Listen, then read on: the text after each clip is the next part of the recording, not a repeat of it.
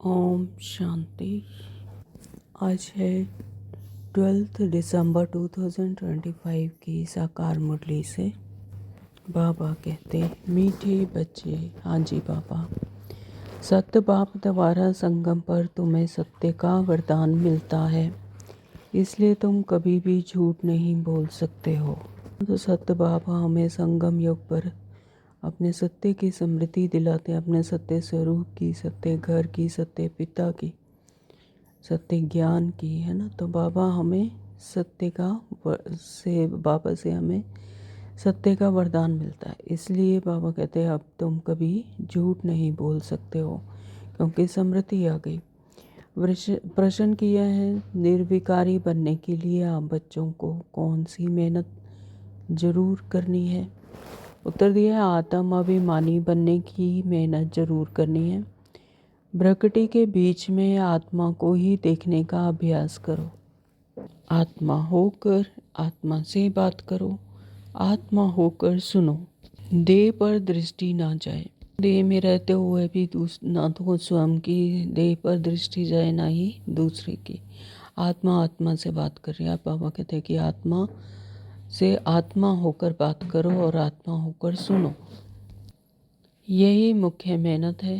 इसी मेहनत में विघ्न पड़ते हैं। जितना हो सके यह अभ्यास करो कि मैं आत्मा हूँ, मैं आत्मा हूँ। गीत दिया बाबा ने, ओम नमो शिवाय। ओम शांति, ओम शांति। बाबा मीठे बच्चों को बाप ने स्मृति दिलाई है कि सृष्टि का चक्र कैसे फिरता है। अभी तुम बच्चे जानते हो, हमने बाप से जो कुछ जाना है, बाप ने जो रास्ता बताया है, वह दुनिया में कोई नहीं जानता। आपे ही पूज्य, आपे ही पुजारी का अर्थ भी तुम्हें समझाया है। जो पूज्य विश्व के मालिक बनते हैं, फिर वही पुजारी बनते हैं। सतयुग और त्रेता में जब आत्मा अपने हाईएस्ट अवस्था में होती है, हाईएस्ट कॉन्शियसनेस में होती है ना, तो तब आपे ही पूज्य, फिर आपे ही पुजारी। जब द्वापर युग से दो पुरुष शुरू हो जाते हैं, डुअलिटी शुरू हो जाती है, सुख शांति के लिए अपने ही जड़ चित्रों की पूजा करने लग पड़ते हैं, तो यानी पुजारी बन जाते हैं। तो बाबा कहते जो विश्व के पूज्य, विश्व के मालिक बनते हैं, फिर वही पुजारी बनते हैं। परमात्मा के लिए तो ऐसे नहीं कहेंगे। अब तुम्हें स्मृति में आया है कि यह तो बिल्कुल राइट बात है। सृष्टि के आदि मध्य अंत का समाचार बाप ही सुनाते हैं, और किसको भी ज्ञान का सागर नहीं कहा जाता है। यह महिमा श्री कृष्ण की नहीं है। अभी तुम समझते हो उनकी आत्मा अभी ज्ञान ले रही है। तो ये जो महिमा है ये किसकी है? परमपिता परमात्मा शिव की है। वही हमें आकर ज्ञान देते हैं। हाँ, तो श्री कृष्ण को नहीं कहा जा सकता, ये श्री कृष्ण की महिमा नहीं है कि वो हमें ज्ञान देते। अभी तुम समझते हो उनकी आत्मा भी ज्ञान ले रही है। यदि संगम पर ही उन्होंने ऐसा पुरुषार्थ किया तब तो वो श्री कृष्ण बने। तो उन्होंने भी संगम पर ज्ञान लिया परमात्मा शिव के द्वारा। तो यह वंडरफुल बात है। बाप बगैर कोई समझा ना सके। ऐसे तो बहुत साधु संत भिन्न भिन्न प्रकार के हठ योग आदि सिखलाते रहते हैं। वह सब है भक्ति मार्ग। सतयुग में तुम कोई की भी पूजा नहीं करते हो। वहाँ तुम पुजारी नहीं बनते हो, है ना। तो वहाँ पूजा करने की ज़रूरत ही नहीं। आत्मा अपने कॉन्शियसनेस में रहती है, संपन्नता में रहती है, सुख शांति आनंद की भरपूरता होती है। तो पूजा नहीं करते, वहाँ तुम पुजारी नहीं बनते हो। कहाँ? सतयुग में। तो उनको कहा ही जाता है पूज्य देवी देवता थे, अब नहीं है। तो वही पूज्य फिर अब पुजारी बने हैं। जब अपने हायर कॉन्शियसनेस में होती है आत्मा, अपने संपूर्णता पर, अपनी हाईएस्ट स्टेज पर होती है, तो देवी देवता है। और जब वो देवभान में आ गई, देवभान में आकर अपने ही मूल गुणों को ढूंढने लगी, है ना, तो फिर पुजारी बन गई। तो बाप कहते हैं यह भी पूजा करते थे ना। सारी दुनिया इस समय पुजारी है। नई दुनिया में एक ही पूज्य देवी देवता धर्म रहता है। बच्चों को स्मृति में आया बरोबर ड्रामा के प्लान अनुसार। ये बिल्कुल राइट है। गीता एपिसोड बरोबर है, सिर्फ गीता में नाम बदल दिया है। तो जो गीता का ज्ञान है, गीता एपिसोड है, वो भी बाबा कहते हैं कि बिल्कुल बराबर है, बिल्कुल सही है। लेकिन गीता में क्या है, नाम बदल दिया। शिव की जगह कृष्ण का नाम डाल दिया कि गीता श्री कृष्ण ने सुनाई, जबकि ये सच्ची सच्ची गीता संगम युग पर शिव परमात्मा ने सुनाई है ना। तो जिस समझाने के लिए ही तुम मेहनत करते हो, तो यही है सच्ची सच्ची गीता, यानी ये मुरली परमात्मा के महावाक्य, ये है सच्ची गीता। तो इसमें टाइम तो लगता है। 2500 वर्ष से गीता श्री कृष्ण ही समझते आए हैं, है ना। तो 2500 वर्ष से, आधा कल्प से हम यही समझते हैं कि गीता श्री कृष्ण ने समझाई है, श्री कृष्ण ने गीता सुनाया। लेकिन अब एक जन्म में समझ जाए कि गीता निराकार भगवान ने सुनाई। वही इस धरती पर देहभान में नहीं आते, 5 तत्वों के शरीर लेकर नहीं आते, साक्षी होकर देखते हैं इस ड्रामा, वर्ल्ड ड्रामा को। तो उन्होंने सच्ची सच्ची गीता सुनाई। तो इसमें टाइम तो लगता है ना। भक्ति का भी समझाया है, झाड़ कितना लंबा चौड़ा है। तुम लिख सकते हो, बाप हमको राजयोग सिखा रहे हैं। जिन बच्चों को निश्चय हो जाता है तो वे निश्चय से समझाते भी हैं। हाँ, तो सबसे पहली बात तो है निश्चय की। जब अंदर ये कॉन्फिडेंस आता है, ये निश्चय आता है कि हाँ परमात्मा ही हैं जो हमें पढ़ाते हैं, तब तो वो फिर निश्चय से आगे बढ़ते हैं। तो बाबा कहते हैं फिर निश्चय से समझाते भी हैं। निश्चय नहीं है तो खुद भी पूछते रहते हैं, कैसे समझाएं, कोई हंगामा तो नहीं होगा, है ना। अंदर में कोई ज्ञान की कमी है तो फिर वो समझा नहीं सकते, नहीं तो फिर संशय आता रहेगा। तो निडर तो अभी हुए नहीं है ना। निडर तब होंगे जब पूरे देही अभिमानी बन जाएंगे। डरना तो भक्ति मार्ग में होता है ना। निडरता कहाँ पर होती है, जब आत्मिक स्मृति में होते हैं, अपनी पूरा निश्चय होता है, देही अभिमानी बन जाए। डरना तो भक्ति मार्ग में, क्योंकि देहभान में होते हैं। तो तुम सब हो महावीर। आत्मा आत्मा को देख रही, आत्मा को क्या डर लगेगा, आत्मा तो है ही निडर, है ना। तो देहभान में डर आता है। तो तुम सब हो महावीर। दुनिया में तो कोई नहीं जानते कि माया पर जीत कैसे पहनी जाती है। तुम बच्चों को अब स्मृति में आया है। आगे भी बाप ने कहा था मन मना भव। पतित पावन बाप ही आकर यह समझाते हैं। भल गीता में अक्षर है, परंतु ऐसे कोई समझाते नहीं। गीता में भी कुछ एसेंस है, लेकिन बाबा कहते फिर लेकिन ऐसे तो समझाते नहीं। बाप कहते हैं बच्चे देही अभिमानी भव। गीता में अक्षर तो है ना, आटे में नमक मिसल। हर एक बात का बाप निश्चय बैठाते हैं।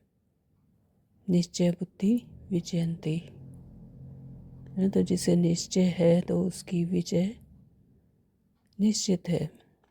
निश्चय बुद्धि विजयंती। तुम अभी वर्षा से बाप से वर्षा ले रहे हो। बाप कहते हैं गृहस्थ व्यवहार में भी जरूर रहना है। सबको यहाँ आकर बैठने की दरकार नहीं, है ना। तो ऐसा नहीं है कि गृहस्थ छोड़कर यहाँ आकर बैठ जाओ, यानी मधुबन में। तो बाबा कहते हैं गृहस्थ व्यवहार भी जरूर रहना है, जरूर रहना है। सर्विस करनी है, सेंटर्स खोलने हैं। तुम हो सेल्वेशन आर्मी। ईश्वरीय मिशन होना, पहले शूद्र मायावी मिशन के थे, अभी तुम ईश्वरीय मिशन के बने हो। तुम्हारा महत्व बहुत है। इन लक्ष्मी नारायण की क्या महिमा है ना। तो पहले हम शूद्र मायावी मिशन के थे, यानी बच्चे के तमो प्रधान दुनिया के आसुरी अवगुणों वाले। लेकिन अब बने हैं ईश्वरीय मिशन के। तो बाबा कहते हैं तुम्हारा बहुत महत्व है। ये लक्ष्मी नारायण की क्या महिमा है। जैसे राजाएं होते हैं वैसे राज्य करते हैं। बाकी इन्हों को कहेंगे सर्वगुण संपन्न, विश्व का मालिक, क्योंकि उस समय और कोई राज्य नहीं होता। अभी बच्चे समझ गए हैं विश्व के मालिक कैसे बने। अभी हम सो देवता बनते हैं तो फिर उन्हों को माथा कैसे झुका सकेंगे। तुम नॉलेजफुल बन गए हो, जिनको नॉलेज नहीं है वह माथा टेकते हैं। तुम नॉलेजफुल बन गए हो यानी अभी अपनी सत्य स्वरूप में आ गए, कॉन्शियसनेस में आ गए हो। तो जिनको नॉलेज नहीं है वह माथा टेकते हैं, यानी जो देवभान में है ना, तो वो अपना फिर हाईएस्ट कॉन्शियसनेस की अवस्था वाली आत्माओं को माथा टेकते हैं। तो तुम और सबके ऑक्यूपेशन को अभी जान गए हो। अब हम जान गए हैं कि परमात्मा का क्या ऑक्यूपेशन है, आत्मा का क्या ऑक्यूपेशन है ना, कैसे हम सृष्टि चक्कर पर आते हैं। तो चित्र रॉन्ग कौन से हैं, राइट कौन से हैं, वह भी तुम समझा सकते हो। रावण राज्य का भी तुम समझाते हो।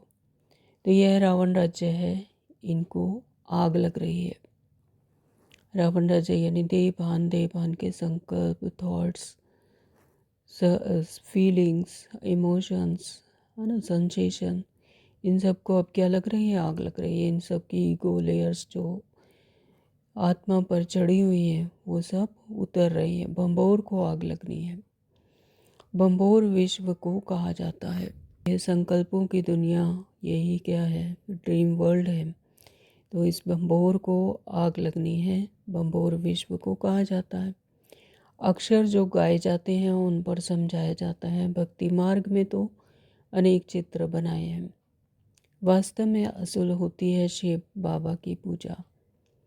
फिर ब्रह्मा विष्णु शंकर की त्रिमूर्ति जो बनाते हैं वह राइट है।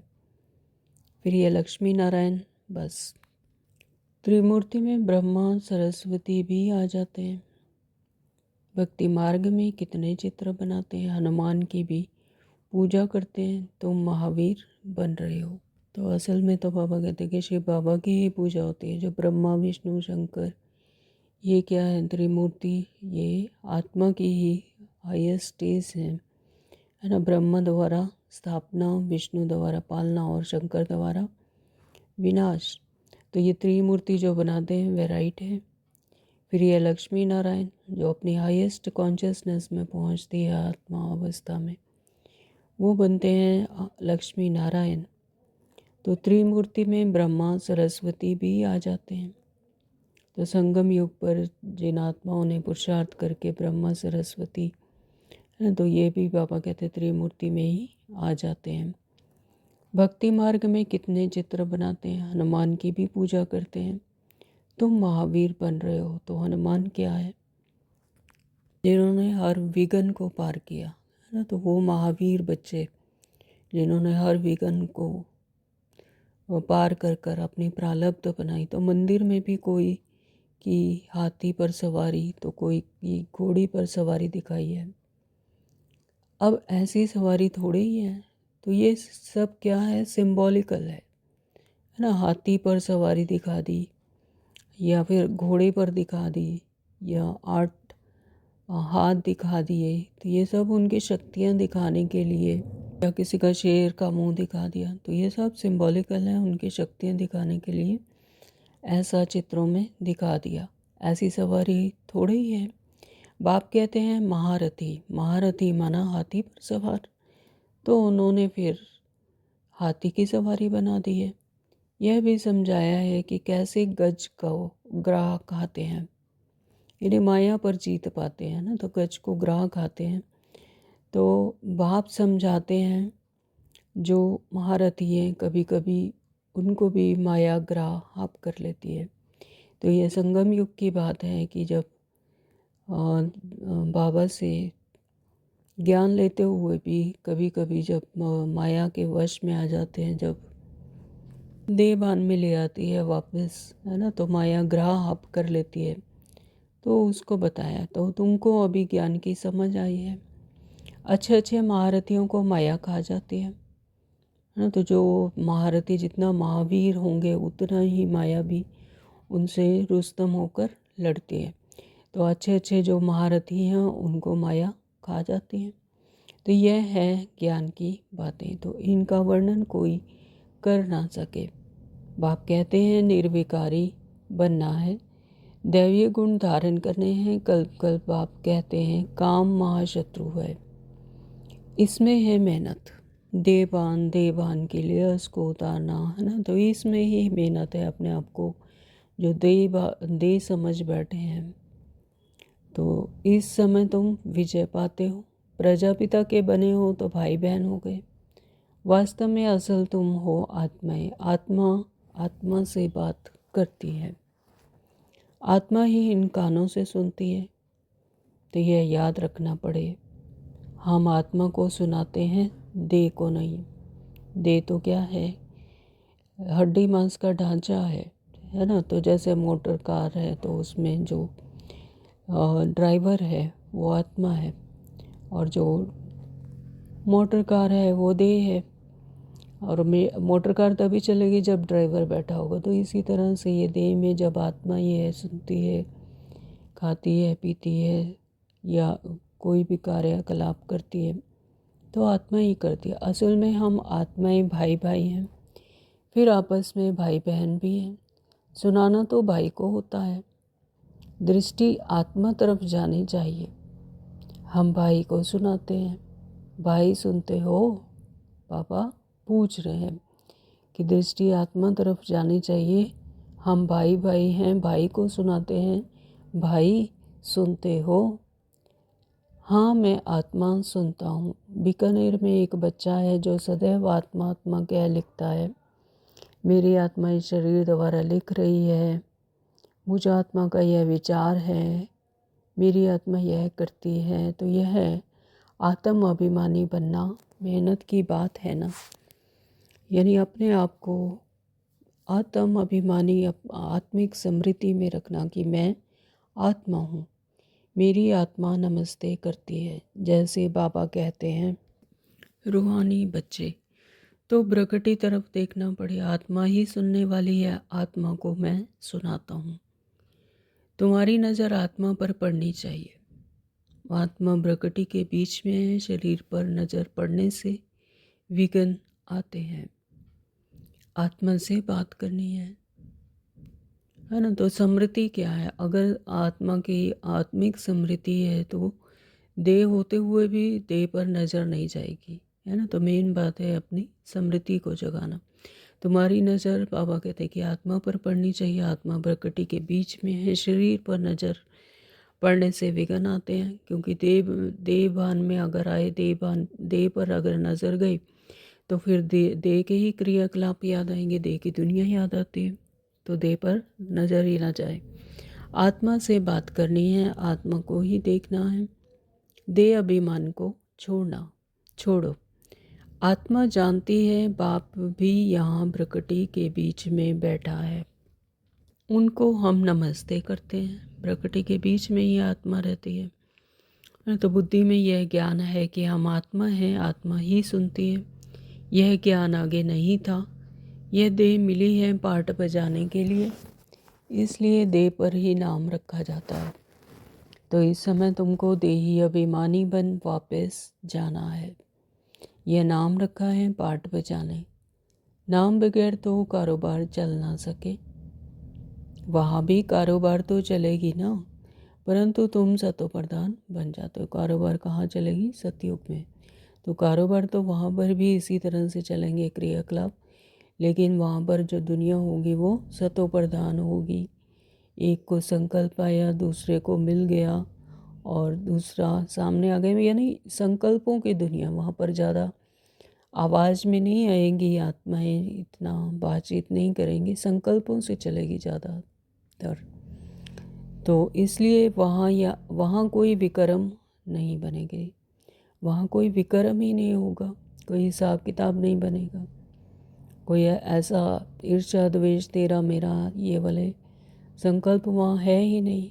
आत्मा सभी एक ही कॉन्शियसनेस में रहती हैं, है ना। देखो आत्माएं हर किसी की कॉन्शियसनेस एक है, तो उनके संकल्प भी उसी तरह के चलेंगे, तो विक्रम होने का तो सवाल ही नहीं उठता। तो ऐसा काम ही तुम नहीं करेंगे जो विक्रम बने, है ना। तेरा मेरा ये सब वहाँ पर नहीं होता है।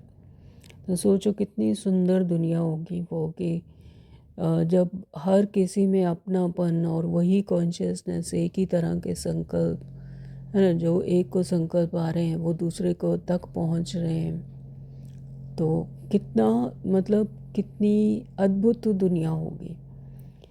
तो ऐसा काम ही तुम नहीं करेंगे जो विक्रम बने, माया का राज्य ही नहीं।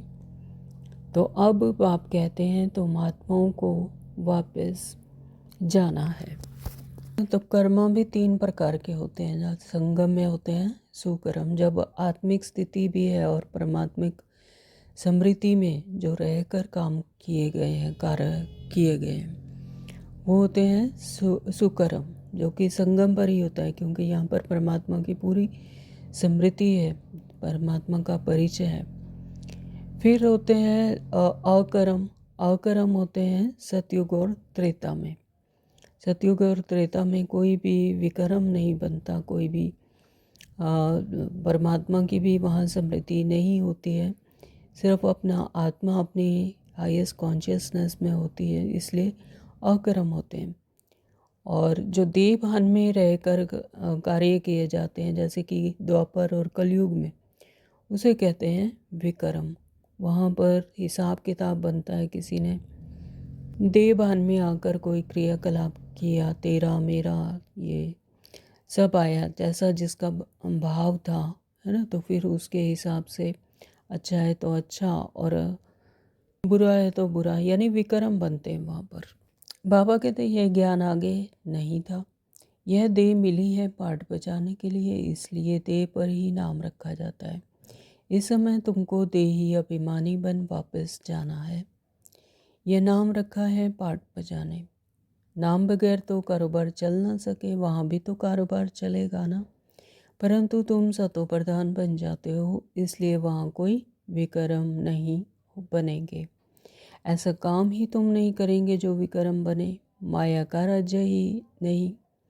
तो अब बाप कहते हैं तुम आत्माओं को वापस जाना है। यह तो पुराने शरीर हैं, फिर जाएंगे सतयुग त्रेता में, वहाँ ज्ञान की दरकार ही नहीं। कहाँ? सतयुग और त्रेता में ज्ञान की दरकार ही नहीं। आत्मा अपनी पूरी संपन्न संपूर्ण अवस्था में होती है ना, तो उसे कोई ज्ञान की दरकार ही नहीं। तो यहाँ तुमको ज्ञान क्यों देते हैं? क्योंकि दुर्गति को पाए हुए हैं, क्योंकि हम अपने आप को भूल गए, अपने सत्य स्वरूप को भूल गए। हम भूल गए कि हम आत्मा हैं, शरीर को ही अपना मान लिया। यहाँ तेरा मेरा ईर्ष्या द्वेष संशय सब यहाँ पर है, तो इसलिए दुर्गति को पाए हुए हैं, अंधकार है ना, अज्ञानता है। इसलिए बाबा हमको ज्ञान देते हैं, वापस अपने सत्य स्वरूप में लाने के लिए, इस ड्रीम वर्ल्ड से जागृति दिलाकर अपने सत्य स्वरूप में लाते हैं। तो कर्म तो यहाँ वहाँ भी करना है, परंतु वह अकर्म हो जाता है ना, तो वहाँ पर कोई भी विकर्म नहीं बनता, अकर्म हो जाता, उसका कोई हिसाब किताब नहीं। तो अब आप कहते हैं हथकार डे दिल यार डे, यानी इन हाथों से, इन कर्मेंद्रियों से कुछ भी कार्य करते हुए भी बुद्धि योग परमात्मा से लगा रहे। आत्मा याद बाप को करती है। सतयुग में तुम पावन हो तो सारी कारोबार पावन होती है। तमो प्रधान रावण राज्य में तुम्हारी कारोबार खोटी हो जाती है, इसलिए मनुष्य तीर्थ यात्रा आदि पर जाते हैं।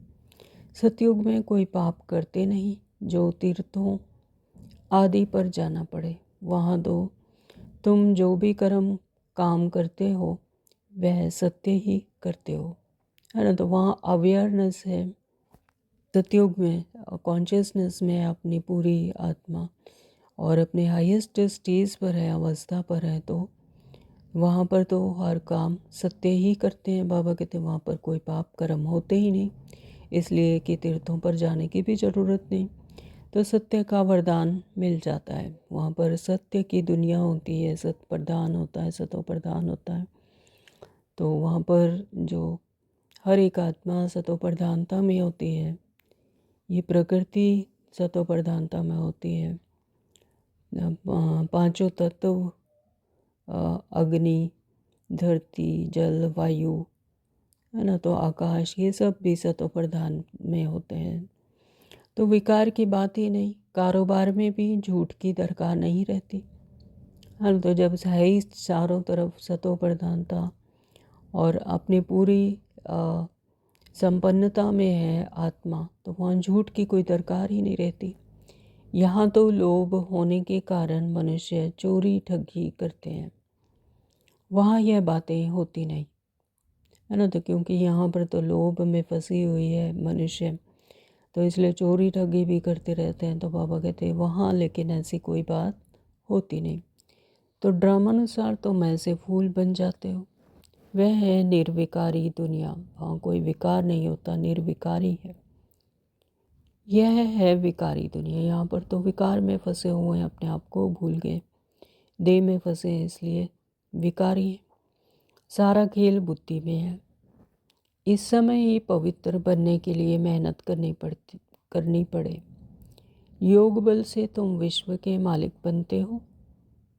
योग बल है मुख्य। बाप कहते हैं भक्ति मार्ग के यज्ञ तप आदि से कोई भी मेरे को प्राप्त नहीं करते।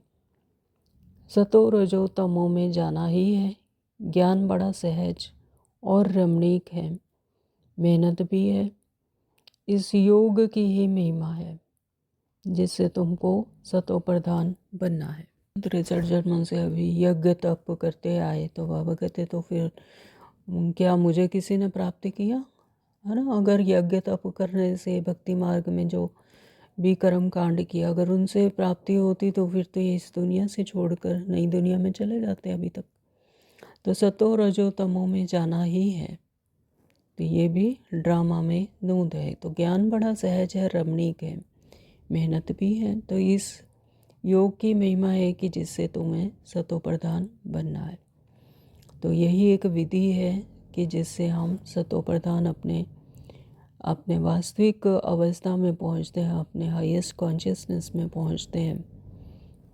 तमो प्रधान से सतो प्रधान बनाने का रास्ता बाप ही बतलाते हैं। तो यह विधि भी हमें परमात्मा द्वारा ही मिलती है, वही हमें आकर रास्ता बताते हैं। दूसरा कोई यह ज्ञान दे ना सके, और तो कोई ज्ञान दे नहीं सकते। भल कोई चंद्रमा तक ले जाते हैं, भल पानी से चले जाते हैं, परंतु वह कोई राजयोग नहीं है, है ना। तो ये स्थूल दुनिया में जो चंद्रमा तक पहुंच जाते हैं या पानी के ऊपर चलते हैं, जिस तरह से भी इन्वेंशंस होती हैं, तो बाबा कहते हैं लेकिन राजयोग तो नहीं है, परमात्मा को तो नहीं पा सकते, नर से नारायण तो नहीं बन सकते, है ना। तो यहाँ तुम समझते हो हम आदि सनातन देवी देवता धर्म के थे, फिर अब बन रहे हैं। स्मृति आई है। बाप ने कल पहले भी समझाया था।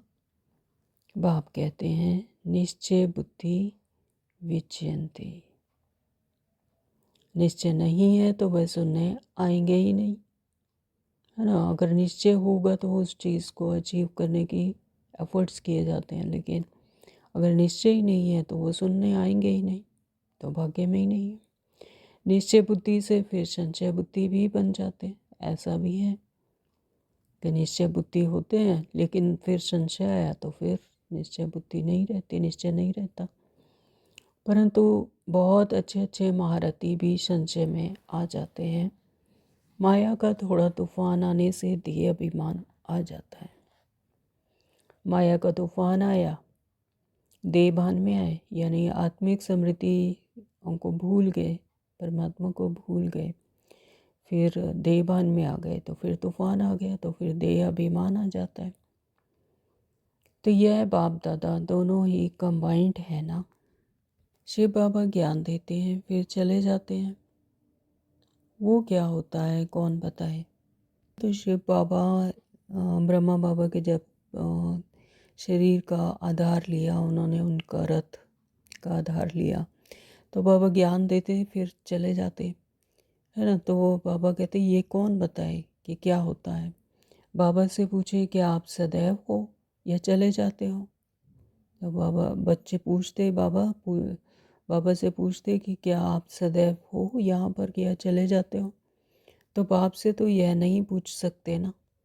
बाप कहते हैं मैं तुमको रास्ता बताता हूँ पतित से पावन होने का, है ना। तो इन बातों में जाने की कोई दरकार नहीं है, सिर्फ परमात्मा जो रास्ता बताते हैं पतित से पावन बनाने का, तो उस पर चलना है। आऊँ जाऊँ मुझे तो बहुत काम करने पड़ते हैं, है ना। तो बाबा कहते हैं कि तुम बच्चों को उससे क्या कि मैं आऊँ जाऊँ, है ना। तो मुझे तो और काम भी करने पड़ते हैं। भक्ति मार्ग में भी जो भक्ति करते हैं उनको भी उनका फल भी परमात्मा ही तो देते हैं। तो बच्चों के पास भी जाता हूँ, उनसे कार्य कराता हूँ, है ना। तो परमात्मा ही करण करावनहार है। तो वो बच्चों के पास भी जाते हैं, उनसे कार्य भी कराता हूँ। तो जो इसके निमित्त बनाते हैं, जिसको जाओ समझ देनी है, जहाँ पर जो ज्ञान देना है, तो वो बाबा को ही करवाना पड़ता है। तो इसमें संशय की कोई बात ना लाए। तो बाबा कहते हैं इसलिए जो बच्चे पूछते हैं कि आप सदैव रहते हो या चले जाते हो, है ना। तो बाबा कहते हैं इसमें भी संशय उठाने वाली कोई बात नहीं है। अपना काम है बाप को याद करना। बाबा ने हमें एक ही काम दिया है कि परमात्मा को याद करना, अपनी आत्मिक स्मृति में रह परमात्मा को याद करना। अब ये 1 मिनट के साइलेंस में परमात्मा को आत्मिक स्मृति से याद करेंगे।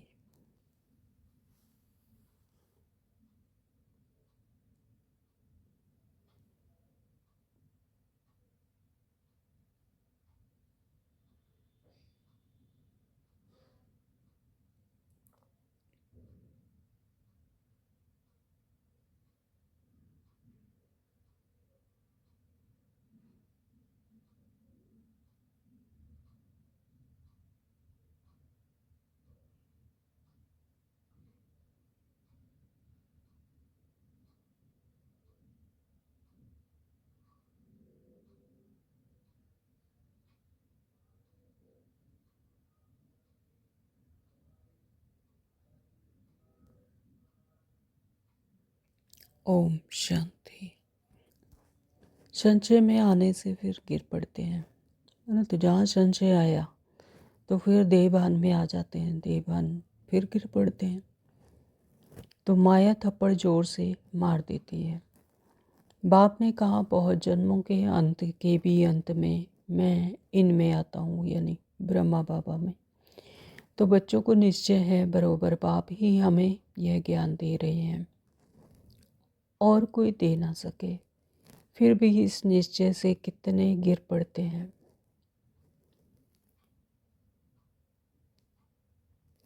ये निश्चय है कि बाबा ही हमें ज्ञान दे रहे हैं और कोई दे ना सके, लेकिन फिर भी ये निश्चय होते हुए भी फिर कितने गिर पड़ते हैं, ये बाप जानते हैं। तुमको पावन बनना है तो बाप कहते हैं मामेकम याद करो और कोई बातों में नहीं पड़ो। तुम यह ऐसी बातें करते हो तो समझ में आता है पक्का निश्चय नहीं है। पहले एक बात को समझो जिससे तुम्हारे पाप नाश होते हैं, बाकी फालतू बातें करने की दरकार नहीं, है ना। क्यों क्या कैसे में फंस जाते हैं कि ऐसा क्यों है, ये क्या है, वो क्या है। बाबा कहते हैं, बाबा समझाते हैं सिर्फ एक बात करनी है कि तुम्हारे पाप नाश होते हैं, कि मुझे याद करो, मनमना भव मुझे याद करो। ये पक्का निश्चय रख कर परमात्मा को याद करो तो तुम्हारे ये जो देह भान के 63 जन्मों के जो तुमने तेरा मेरा करके, है ना, मेरा मेरा लगा कर हर एक क्रियाकलाप से जो संकल्पों से थॉट्स से जो पहचान बना रखी है कि मैंने किया, उसने किया, मुझे मेरे साथ ही हुआ, है ना। तो ऐसे जो पहचान बना रखी है उन संकल्पों को खत्म करना, यानी पाप नाश का होते हैं उनसे उपराम। तो बाकी फालतू बातें करने की कोई दरकार नहीं। बाप की याद से विक्रम विनाश होंगे, फिर और की बातों में क्यों आते हो। जब एक बात बाबा ने बता दी कि बाबा को परमात्मा को याद करने से ही विक्रम विनाश होंगे, है ना, अपने आत्मिक स्मृति में रहकर इस देह में रहते हुए भी देह को ना देखो, तो फिर बाकी बातों में क्यों आते हो? देखो, कोई प्रश्न उत्तर में मूंझता है तो उसे बोलो कि तुम इन बातों को छोड़े एक बाप की याद में रहने का पुरुषार्थ करो, है ना। तो कोई प्रश्न उत्तर बहुत पूछते हैं, मूंझते हैं, तो लेकिन इस एक संकल्प में नहीं रहते हैं कि देह और देह की दुनिया को भूल स्वयं को आत्मा समझ मुझ बाप को याद करो। बस यही एसेंस है पूरे ज्ञान का। तो एक बाप की याद में रहने का पुरुषार्थ करो। संशय में आया तो पढ़ाई ही छोड़ देंगे, फिर कल्याण नहीं होगा। फिर क्यों क्या में फंस जाते हैं कि ये कैसे, फिर कल्याण नहीं होगा, पढ़ाई छोड़ देते हैं, ये समझ ही नहीं आता। क्योंकि वो लेयर्स, जो ईगो की लेयर्स इतने जन्मों से चढ़ा रखी हैं आत्मा के ऊपर, उसे उतारते नहीं, तो फिर ज्ञान समझ नहीं आता। नब्ज देख कर समझाना है। संशय में है तो एक पॉइंट पर खड़ा कर देना है, बहुत युक्ति से समझाना पड़ता है। बच्चों को पहले यह निश्चय हो, बाबा आया हुआ है, हमको पावन बना रहे हैं। सबसे बड़ा निश्चय तो यही है कि बाबा आया हुआ है। परमात्मा पर जब पूरा निश्चय होगा तो फिर ज्ञान पर भी होगा, है ना। तो धारणा पर भी होगा, आत्मा पर भी होगा, परमात्मा पर भी होगा कि हमको पावन बना रहे हैं। तो यह तो खुशी रहती है। नहीं पढ़ेंगे तो नापास हो जाएंगे, है ना। अगर ज्ञान नहीं समझ पाते, पढ़ेंगे नहीं, तो बाबा कहते फिर नापास हो जाएंगे। उनको खुशी भी क्यों आएगी? फिर देहभान में फंसते रहेंगे, तो फिर खुशी भी नहीं रहेगी। स्कूल में भी पढ़ाई तो एक ही होती है, फिर कोई पढ़कर लाखों की कमाई करते हैं तो कोई 5-10 रुपया भी कमाते हैं, है ना। तो स्कूल भी एक ही होता है, टीचर भी एक ही होता है, लेकिन जो स्टूडेंट्स हैं वो अपनी अवेयरनेस से, अपने अलर्टपन से, जैसे जैसे पढ़ाई को करते हैं, पढ़ाई जैसे जैसे जिसकी मेहनत है, फिर उस अनुसार बाबा कहते लाखों भी कमाते हैं तो कोई 5-10 रुपया भी कमाते हैं, है ना।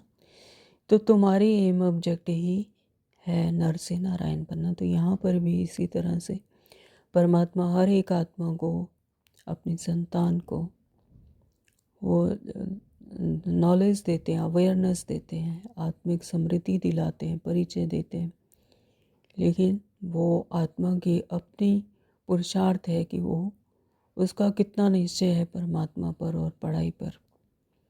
तो बाबा कहते हैं कि तुम्हारी एम ऑब्जेक्ट ही है नर से नारायण बनना। रजाई स्थापन होती है, तुम मनुष्य से देवता बनेंगे। देवताओं की तो बड़ी राजधानी है, उसमें ऊंच पद पाना वह फिर पढ़ाई और एक्टिविटी पर है। तो ये अपने अपने पुरुषार्थ पर है, एक्टिविटी पर है, पढ़ाई पर है कि कौन कितनी हायर फ्रिक्वेंसी में जाते हैं, हाईएस्ट कॉन्शियसनेस में पहुंचती है, अवस्था पर पहुंचती है आत्मा, है ना। अपनी कर्मेंद्रियों पर, अपने मन बुद्धि संस्कार पर, थॉट्स पर, इमोशंस पर कितना विजय पाती है, कितना उनसे उपराम होती है। तो बाबा कहते हैं पढ़ाई और एक्टिविटी पर है ऊंच पद पाना। तुम्हारी एक्टिविटी बड़ी अच्छी होनी चाहिए। बाबा अपने लिए भी कहते हैं अभी कर्मातीत अवस्था नहीं बनी है, हमको भी संपूर्ण बनना है ना। तो बाबा अपने लिए भी, यानी ब्रह्मा बाबा भी ऐसे कहते थे कि अभी कर्मातीत अवस्था नहीं बनी है, हमको भी संपूर्ण बनना है। अभी बने नहीं हैं। ज्ञान तो बड़ा सहज है, बाप को याद करना भी सहज है, परंतु जब करें ना, है ना। तो बाप को याद करना भी मुश्किल नहीं है, सहज है, लेकिन जब करें तब तो ना। अच्छा, मीठे मीठे सिकलते बच्चों प्रति माता पिता बाप दादा का याद प्यार। Good morning. रूहानी बाप की रूहानी बच्चों को नमस्ते। हम रूहानी बच्चों की रूहानी माता पिता बाप दादा को याद प्यार, गुड मॉर्निंग, नमस्ते जी, नमस्ते जी, शुक्रिया मेरे मीठे बाबा, आपका बहुत बहुत दिल से शुक्रिया। धारणा के लिए मुख्य सार में नंबर 1 पापा ने कहा किसी भी बात में संशय बुद्धिपन पढ़ाई नहीं छोड़नी है ना। अगर संशय आ भी जाता है तो उसको क्लियर करना है, संशय बुद्धि नहीं बनना है, पढ़ाई नहीं छोड़नी है। पहले तो पावन बनने के लिए एक बाप को याद करना है, दूसरी बातों में नहीं जाना है।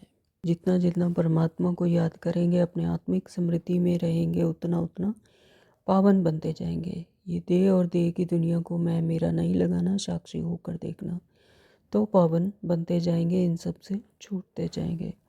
दूसरी बातों में बाबा ने कहा कि नहीं जाना है। नंबर 2 बाबा ने कहा शरीर पर नज़र जाने से विघ्न आते हैं। जैसे ही शरीर पर नज़र गई तो यानी देह भान आया तो विघ्न आ जाते हैं। इसलिए प्रकृति में देखना है, आत्मा समझ आत्मा से बात करनी है, आत्म अभिमानी बनना है, निडर बनकर सेवा करनी है। सभी को आत्मा देखना है, ऐसा नहीं कि मैं आत्मा हूँ और दूसरा के रोल को देखना, नहीं, दूसरे की भी आत्मा को ही स्मृति में लाना कि ये भी एक आत्मा है, ये इसका रोल है ना। तो ऐसा जब साक्षी होकर देखते हैं तो बाबा कहते हैं आत्म अभिमानी बनना है और जो सेवा है वो निडर होकर करना है। करण करावनहार परमात्मा मुझे आत्मा के द्वारा है ना करवा रहे हैं और मैं अपनी कर्मेंद्रियों से, मैं आत्मा अपनी कर्मेंद्रियों द्वारा कर रही हूँ। आत्मा को तो डर नहीं लगता, आत्मा तो है ही निडर है ना। तो आत्मिक स्मृति में करना। आज का वरदान है सदा पाप के अविनाशी और निस्वार्थ प्रेम में लवलीन रहने वाले माया प्रूफ भव। सदा बाप के अविनाशी और निस्वार्थ प्रेम ना, उसका कोई स्वार्थ नहीं है हमें प्रेम देने में, और ये अविनाशी प्रेम है, कोई कभी खत्म नहीं होता। सदा बाप के अविनाशी और निस्वार्थ प्रेम में लवलीन रहने वाले माया प्रूफ भव। थैंक यू बाबा। सदा जो बच्चे सदा बाप के प्यार में लवलीन रहते हैं उन्हें माया आकर्षित नहीं कर सकती। तो बाबा डिक्लेयर कर रहे हैं आज कि बाप के प्यार में जो बच्चे लवलीन रहते हैं उन्हें माया आकर्षित नहीं कर सकती। जैसे वाटरप्रूफ कपड़ा होता है तो पानी की एक बूंद भी नहीं टिकती, ऐसे जो लगन में लवलीन रहते हैं वे माया प्रूफ बन जाते हैं। माया का फिर उन पर कोई भी अटैक होता नहीं। तो माया कहाँ आती है? जब देह भान में आ जाती है। मैं रीटा हूँ, मैं सीता हूँ, मैं गीता हूँ। हाँ, जब ये भान आ जाए कि मैं रीटा सीता गीता ये नहीं हूँ, मैं आत्मा हूँ, तो फिर माया किसको चैलेंज करेगी, है ना। तो आत्मा तो है ये परमात्मा के सानिध्य में, तो रीटा गीटा सीता जो भी है उसको माया अटैक करेगी। जब ये समझ लिया कि मैं रीटा हूँ, मैं सीता हूँ, तब माया अटैक करेगी। जब ये रीटा सीता गीता है ही नहीं तो माया किसको अटैक करेगी। तो माया प्रूफ बन जाते हैं।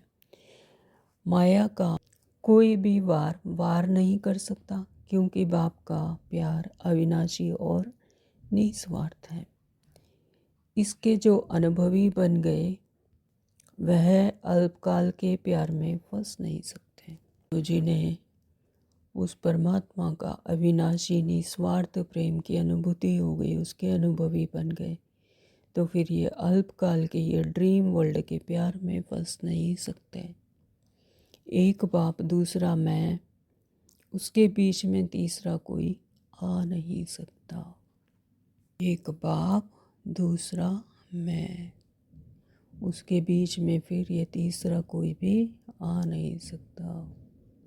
स्लोगन दिया बाबा ने, न्यारे प्यारे होकर कर्म करने वाला ही सेकंड में फुल स्टॉप लगा सकता है। जब ये स्मृति रहे कि मैं हूँ ही आत्मा, तो फिर इस देह और देह की दुनिया से न्यारे और प्यारे होकर कर्म करने वाला ही सेकंड में फुल स्टॉप लगा सकता है। ओम शांति। आज के अव्यक्त इशारे हैं, अब संपन्न व कर्मातीत बनने की धुन लगाओ। कर्मातीत अर्थात कर्म के वश होने वाला नहीं, लेकिन मालिक बन, अथॉरिटी बन, कर्मेंद्रियों के संबंध में आए, विनाशी कामना से न्यारा हो, कर्मेंद्रियों द्वारा कर्म कराए। तो कर्म इंद्रियों पर पूरा कंट्रोल, पूरी अथॉरिटी, मालिक बनकर कर्मेंद्रियों से कार्य करवाए, कर्म करवाए, है ना, वो है कर्मातीत अवस्था। आत्मा कर्म मालिक को कर्म अपने अधीन ना करे। आत्मा मालिक को कर्म अपने अधीन ना करे, लेकिन अधिकारी बन कर्म कराता रहे। तो कराने वाला बन कर्म कराना, इसको कहेंगे कर्म के संबंध में आना। कर्मातीत आत्मा संबंध में आती है, बंधन में नहीं। यानी ये फुल अवेयरनेस रहे आत्मा की, आत्मिक स्मृति की, कि मैं आत्मा ये कर्म अपने कर्मेंद्रियों के द्वारा करा रही है। कर्मातीत आत्मा संबंध में आती है, लेकिन बंधन में नहीं। ओम शांति। क्यों बाबा।